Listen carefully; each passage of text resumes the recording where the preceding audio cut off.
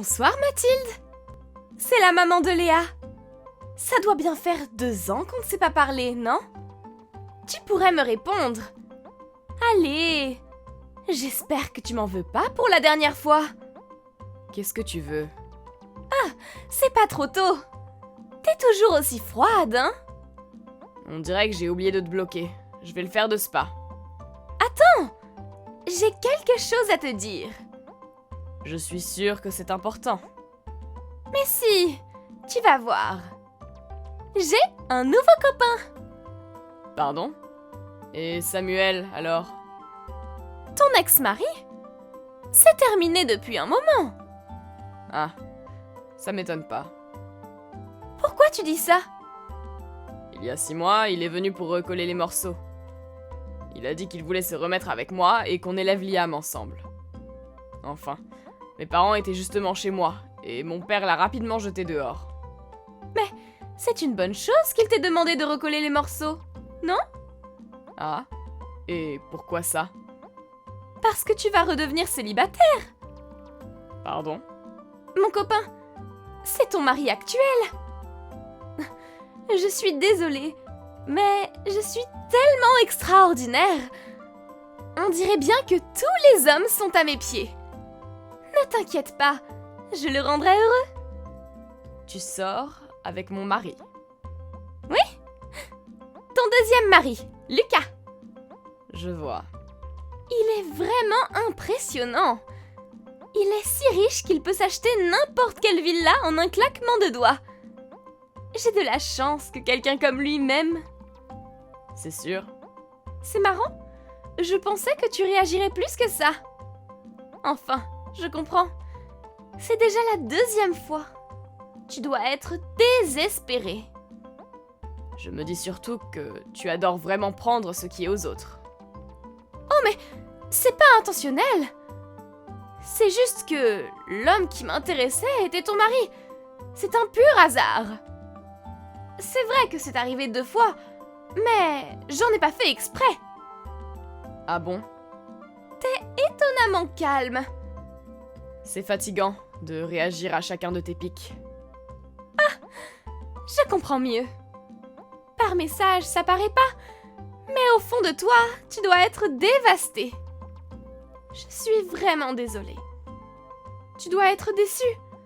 Toi qui avais trouvé un homme riche pour te marier avec. Finalement, il sera à moi. Fais ce que tu veux. J'en ai bien l'intention. Dis, quand est-ce que tu me laisseras la maison? Pardon? Je suis enceinte. Lucas est le père. Et on s'est mariés hier.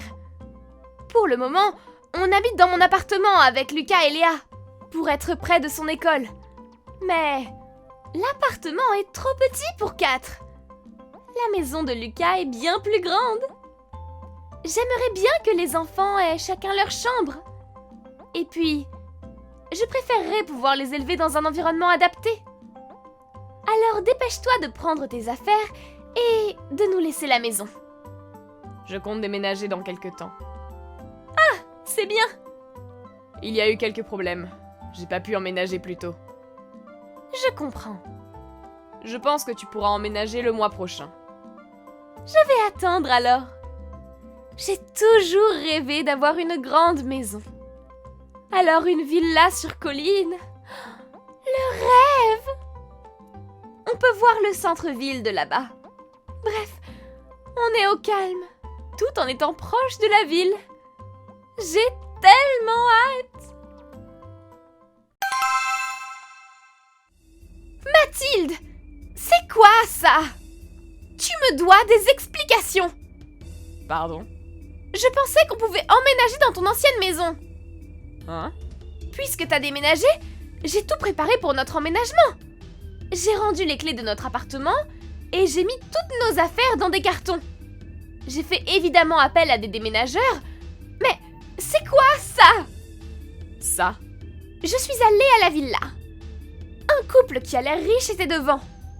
Je pensais que c'était les voisins, donc je les ai salués et ils m'ont dit qu'ils venaient d'emménager dans cette villa. Pourquoi? Cette villa était pour Lucas, nos enfants et moi. Ah, je comprends. T'es au courant de quelque chose? Tu pensais que Lucas était propriétaire de la villa? Oui? C'est lui qui me l'a dit. Il t'a menti. Hein? Lucas a tendance à mentir et se vanter de choses qu'il n'a pas. J'en ai déjà fait les frais. Comment ça? La villa est au nom de ma cousine. Ta cousine? Il y a 2 ans, ma cousine a été mutée dans une autre ville et a dû déménager. C'était justement pendant la période de mon divorce.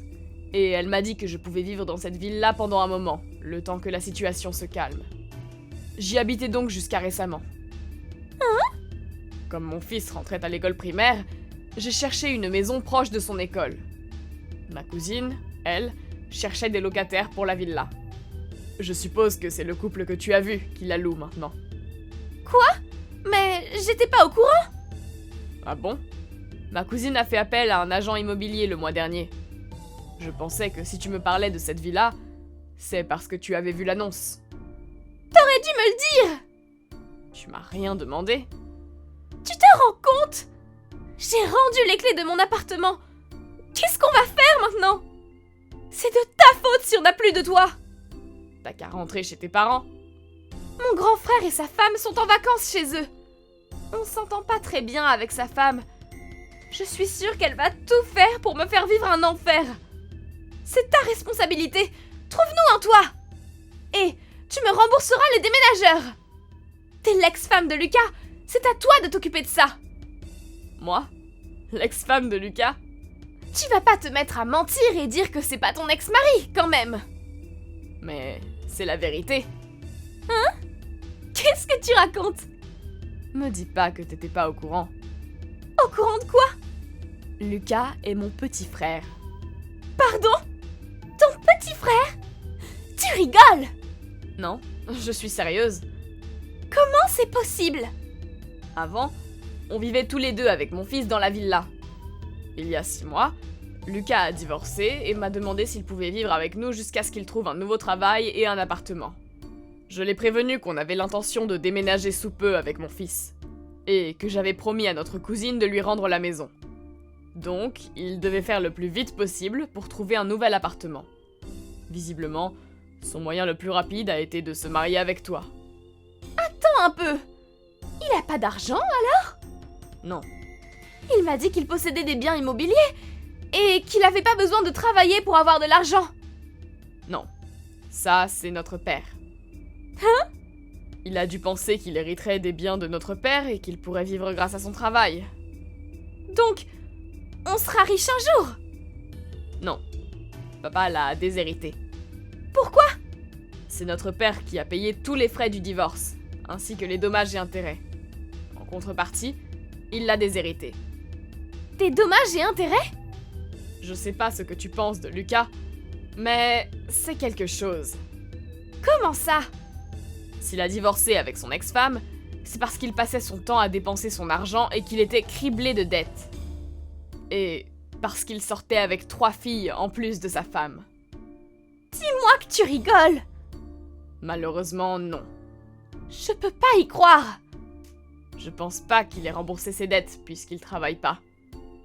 Mais il doit combien d'argent? Je sais pas exactement, mais je crois qu'il devait plus de 50 000 euros. Quoi?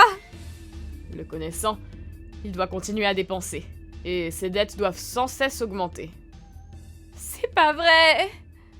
Enfin, t'as récupéré Lucas juste quand il fallait.